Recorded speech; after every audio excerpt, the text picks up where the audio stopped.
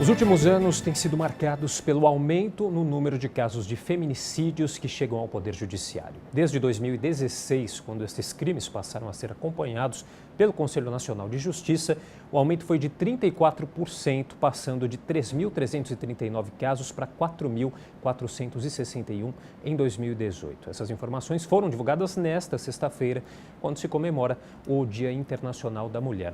Bom, e para falar dos desafios da mulher no Brasil, eu converso hoje com a procuradora do Estado de São Paulo, a doutora Margarete Gonçalves Pedroso, que é conselheira do Conselho Estadual da Condição Feminina e também membro da Comissão de Direitos Humanos da OAB. Tudo bem, doutora? Obrigado pela presença. Obrigada, eu quem agradeço o convite. Bom, é dia em que se comemora aí, né, o Dia Internacional da Mulher, mas a gente tem muitos dados aqui, principalmente em relação à violência contra a mulher.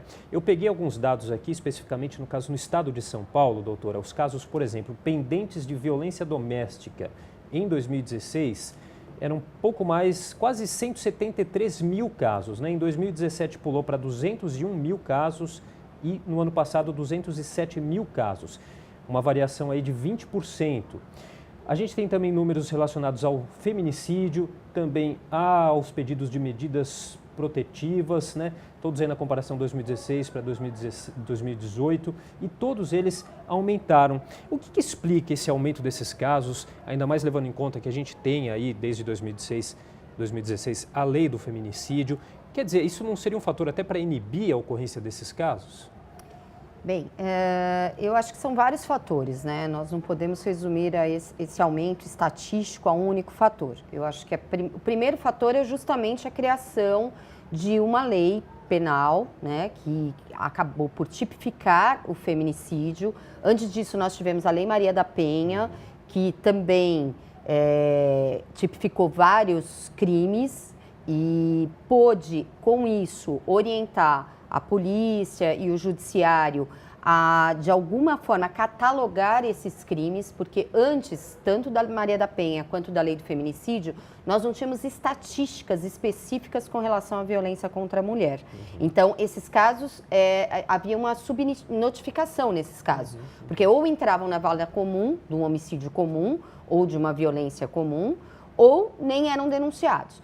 Com essas duas leis que eu penso que é um marco dentro do direito brasileiro com relação à luta contra a violência contra a mulher, a Maria da Penha e a lei do feminicídio, pôde, primeiro, se catalogar melhor esses casos e estatisticamente a gente poder colocar números a respeito. Segundo, também houve mais informação a respeito. Hoje se fala muito sobre violência contra a mulher, o que não falávamos há 10 anos atrás, por exemplo. Então, a informação aumentou, o acesso a essa informação aumentou e pôde também, com isso, criar possibilidades das mulheres reclamarem mais e notificarem mais as autoridades. Me chama a atenção também, esses dados aqui que eu passei, são todos casos pendentes, né? Casos pendentes de julgamento, é isso, né, doutora?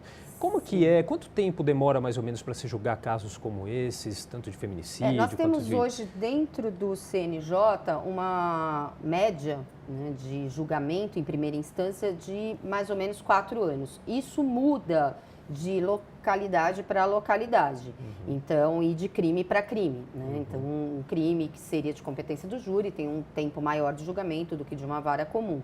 Então, mas o que nós temos é essa média, mais ou menos de 4 anos, mudando de localidade para localidade.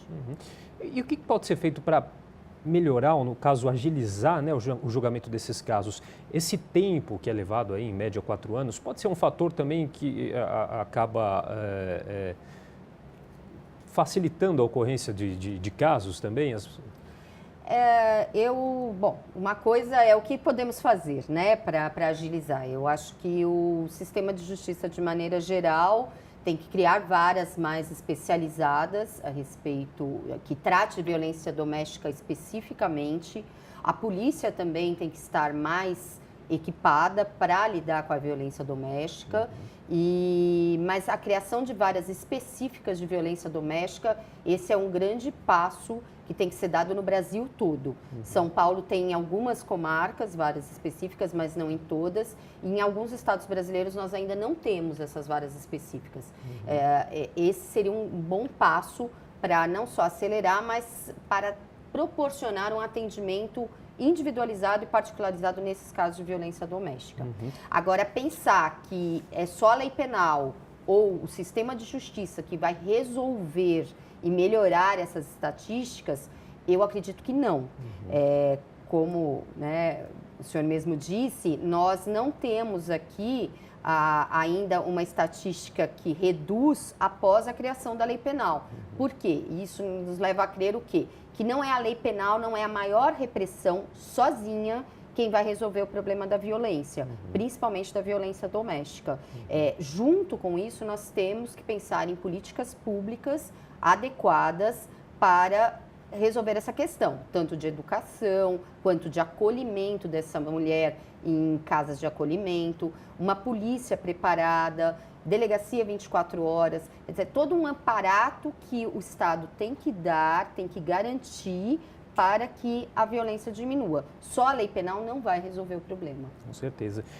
A gente tem aqui dados de medidas protetivas, né? 2016, em São Paulo, foram mais de 74 mil pedidos, 2017 passou para 83.255 e em 2018 foram mais de 90 mil casos aí. Nessa variação de 2016 para 2018 também teve uma variação de 20%.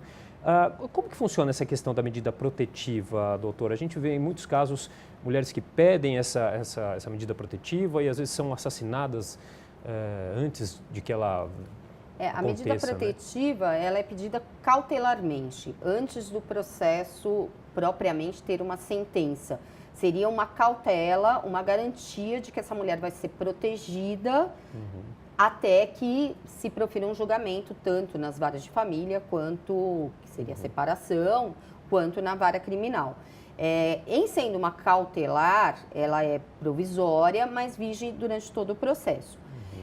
Como nós estávamos falando anteriormente, não basta só um aparato judicial ou policial, é preciso também ter políticas públicas. Então, a medida protetiva, ela só é viabilizada se essas mulheres forem acolhidas em casas das mulheres, em locais adequados, poderem ter acesso a emprego, a forma de sustento da sua família. Então, não basta só a medida protetiva isoladamente. Muitas vezes essa medida protetiva ela não é cumprida e não há um aparato policial adequado também para inibir o agressor. Então, são vários outros fatores que levam, algumas vezes, mulheres em medidas protetivas continuarem sofrendo a violência. E a gente observa também que na maioria aí desses casos de agressões, o agressor está muito próximo da vítima, às vezes é o marido ou um parente próximo.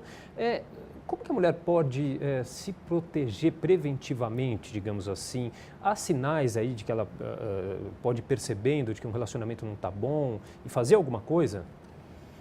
Segundo estatísticas divulgadas semana passada pelo Fórum Brasileiro de Segurança Pública, mais de 60% dos casos de agressores são conhecidos da vítima. Não só de violência doméstica, mas de agressores de mulheres de maneira geral. Então, aquela ideia de que o agressor de uma mulher está no beco escuro, é um desconhecido, é uma mentira. Na verdade, é um desconhecido ou de uma relação familiar, ou um vizinho, ou um colega de trabalho. Eu acredito que não é a mulher que tem que se prevenir.